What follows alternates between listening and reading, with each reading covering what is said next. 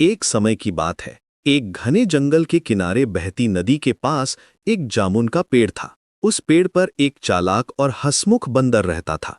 उसी नदी में एक मगरमच्छ भी रहता था। धीरे धीरे दोनों में दोस्ती हो गई। बंदर रोज मीठे जामुन तोड़कर मगरमच्छ को खिलाता। मगरमच्छ भी खुश होकर रोज उससे मिलने आता। एक दिन मगरमच्छ ने घर जाकर अपनी पत्नी को जामुन खिलाए। जामुन बहुत मीठे थे।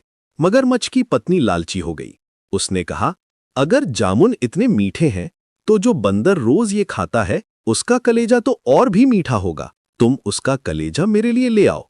मगरमच्छ घबरा गया। उसे अपने दोस्त से सच्ची दोस्ती हो गई थी, लेकिन पत्नी के जिद करने पर वो सोच में पड़ गया। अगले दिन वो उदास मन से बंदर के पास गया और बोला, मित्र, मेरी पत्नी तुमसे मिलना चाहती है। तुम मेरी पीठ पर बैठ जाओ, मैं तुम्हें नदी पार करा दूं। बंदर खुशी खुशी उसकी पीठ पर बैठ गया। नदी के बीच में पहुंचते ही मगरमच्छ ने सच बता दिया। मित्र, मेरी पत्नी तुम्हारा कलेजा खाना चाहती है। बंदर समझ गया कि अब जान खतरे में है, लेकिन वो घबराया नहीं।